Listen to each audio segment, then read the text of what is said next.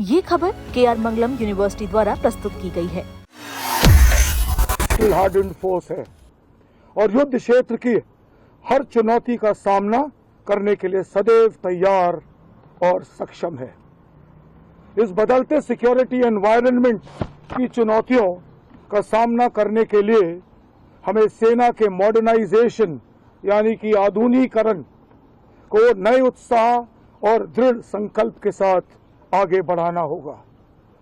हमारा उद्देश्य एक ऐसी technology enabled future ready army का निर्माण करना है जो हर तरीके से सशक्त हो और मल्टी डोमेन में ऑपरेट करने के लिए सक्षम हो।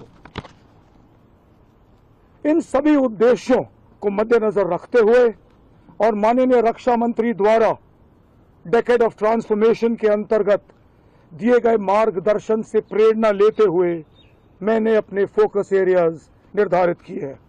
I have put them together in an acronym called विजय।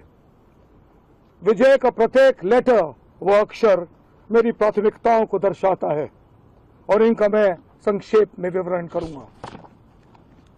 सबसे पहला letter V for vigilance and readiness अर्थात सतर्कता व तैयारी।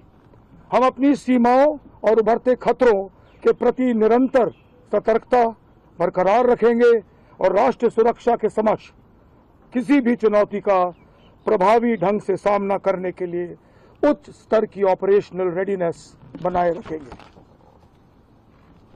आई फॉर इनोवेशन एंड ट्रांसफॉर्मेशन यानी कि नवाचार तथा परिवर्तन।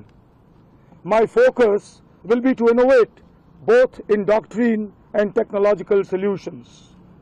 नवाचार हमारी सोच, कार्य प्रणाली और क्षमता विकास का अभिन्न अंग होगा। इसके अतिरिक्त बदलते युद्ध क्षेत्र के अनुसार जरूरी ट्रांसफॉर्मेशंस को भी अंजाम दिया जाएगा। J for jointness and integration यानी कि संयुक्ता और एकीकरण। भारतीय सेना की ऑपरेशनल इफेक्टिवनेस को बढ़ाने के लिए हम वायु सेना और नौसेना के साथ सिनर्जी यानी पूर्ण रूप से तालमेल व समन्वय बनाए रखेंगे। मुझे इस बात का पूरा एहसास है कि राष्ट्रीय सुरक्षा केवल सैन्य शक्ति तक ही सीमित नहीं है, बल्कि मिलिट्री सिविल फ्यूजन और होल ऑफ नेशन अप्रोच के तहत सभी संगठित प्रयास का विषय है। यह इंटीग्रेटेड अप्रोच हमें नेशन बिल्डिंग में भी सहभागी बनाएगा और विकसित भारत 2047 के लक्ष्य की ओर अग्रसर करेगा। ए फॉर आत्मनिर्भरता। स्वदेशी क्षमताओं तथा देश में विकसित टेक्नोलॉजीज की मदद से हम एक सेल्फ रिलायंट सेना बनाएंगे। The overall aim will be to win our wars with indigenous solutions. स्वदेशी समाधानों से युद्ध में विजय। और आखिर में वाई फॉर योद्धा फर्स्ट।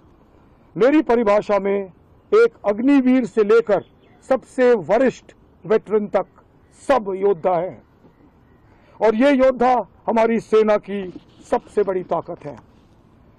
हमारे सैनिकों का टेक्नोलॉजिकल थ्रेशोल्ड और ट्रेनिंग के स्तर को और मजबूत करना मेरी मुख्य प्राथमिकता होगी।